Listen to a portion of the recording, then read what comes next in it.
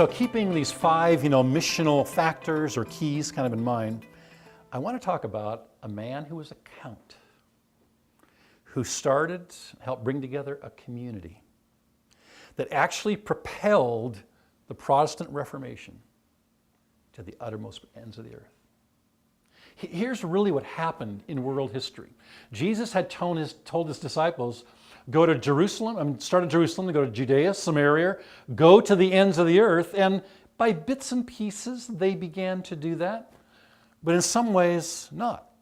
And in a lot of ways, the work of God became confined to Europe for a very long period of time and became very focused there, and eventually, of course, after the collapse of a very corrupt Catholicism and the Protestant renewal, there was a tremendous need to do what Jesus had originally said. You weren't supposed to stay here, not even in Europe. Go everywhere.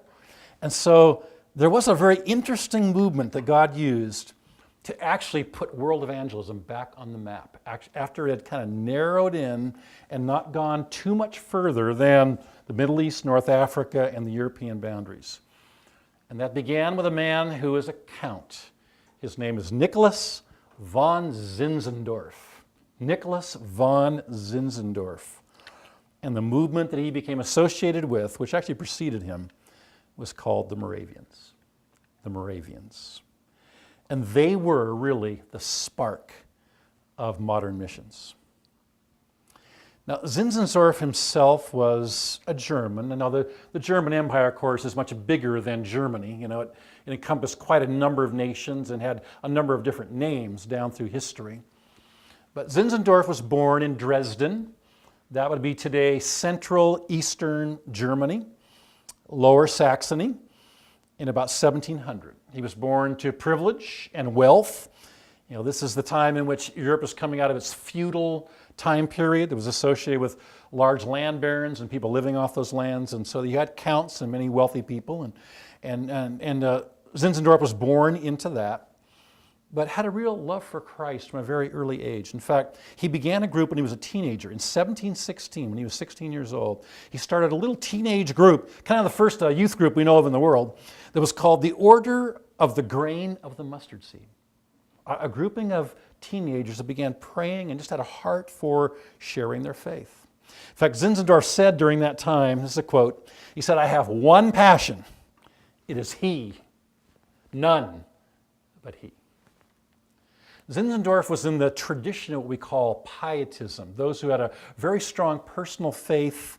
And his roots, again, kind of go back to this larger movement I mentioned that was called the United Brethren, Unitas Fratrum, a group for over hundreds of years. It kind of been a renewal movement within the Catholic Church.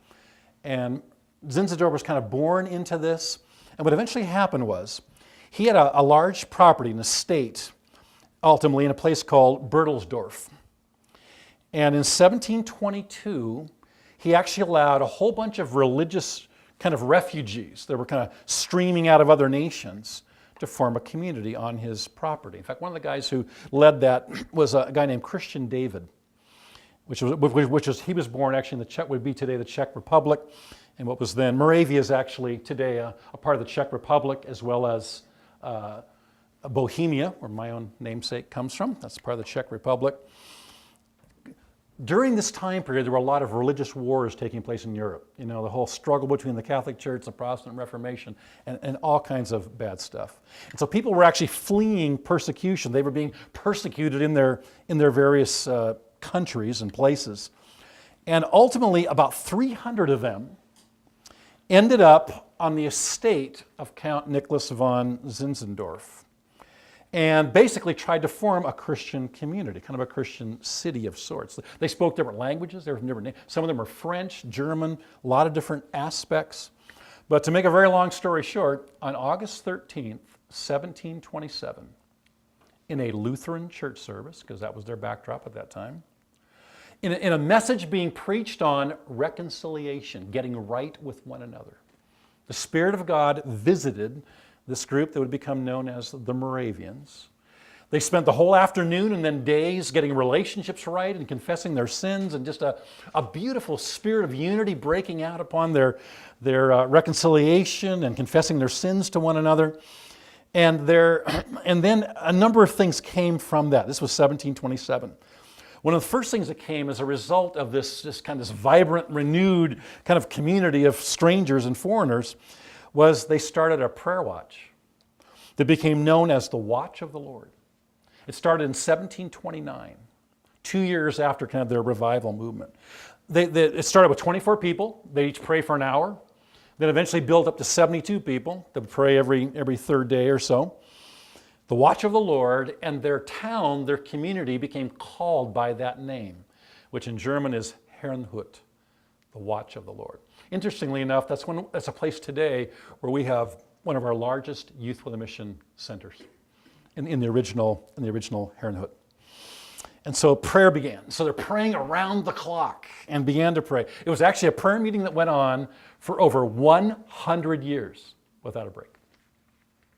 100 straight years of people praying every single hour for world evangelization, which was, again, kind of a new thing being reborn. So in the Moravian revival, we see unity, we see prayer.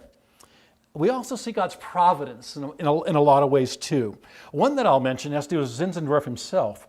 Zinzendorf's actual vision for being the leader of this thing was he had gone to an art gallery one time, and he was looking up at a painting, and the caption on the painting said, "This I have done for you," meaning the crucifixion. "This I have done for you. What have you done for me?" And it was just a sovereign moment where Zinzendorf just fell on his face, gave his life to Christ, and committed himself to the cause of advancing the gospel worldwide. And God had chosen him for that purpose. And so the Moravians actually in the 1730s then, following their renewal, their prayer, their unity, and many things, they became kind of the first energizing of global missions that we know of in history. And it was actually in 1732 they began sending out missionaries to various parts of the world. One of the first places, Zinzendorf had met a black man in Europe, and one of the first places they sent their missionaries from, they came across to England, and they actually came onto the boats and came to a place that I was just near just a couple months ago, right near Puerto Rico, right down here, are the U.S. Virgin Islands. They went to the island of St. Thomas with the vision of winning slaves for Christ. Two of the men that were on that actual team was a man named Leonard Dober and David Nitschmann, kind of famous Moravian missionaries who gave their lives. I'll say a little bit more about that later. And then they began to go to many other parts of the world too. Again, the first group to do this that we know about for a long, long time. They sent other teams and groups up to Scandinavia. They preached the gospel to the Eskimos in Greenland. They took boats across and they came to the colony of Georgia. And they actually met a young man who needed to get saved at that time. He'd become known in history as John Wesley. They also sent a number of missionaries, the Caribbean as well, South America, and also the African continent.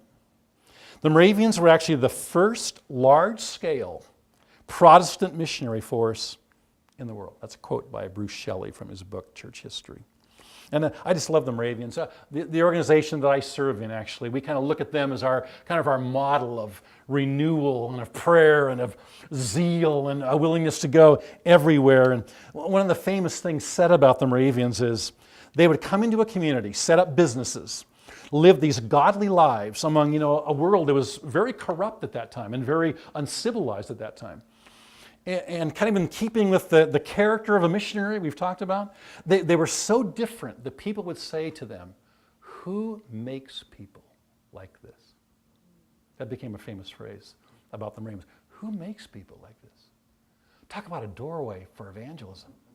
Why are you different? And of course, they would point to their Creator and their Savior and lead people to Christ. Another very famous saying about the Moravians is that when Dober and Nitschmann went out on one of the first teams into St. Thomas, at that time, of course, getting on a boat and going somewhere in missions was in many cases a death sentence. It was also a total separation from your family. So the Moravians became very famous for taking their people up to the coastline, to the shores, and standing there. And when Nitschmann and Dobert got on the initial boat, as one of these first boats was pulling out and sailing for the West Indies, I mean, most of them were thinking to themselves, we will never see them again, and they will die. And the Moravian missionaries stood on the boats, and one of them called out loudly and said, the Lamb is worthy to receive the due reward of his suffering. And that became the other strong cry of the Moravian church. The Lamb is worthy. It doesn't matter if you don't see us again. You don't see us on the other side. The Moravians were an amazing group. Again, just a little group of 300 that prayed, that came into unity. Out of prayer, God gave them a vision for the world. They were then willing to go. And in many ways, they launched the first wave of modern missions.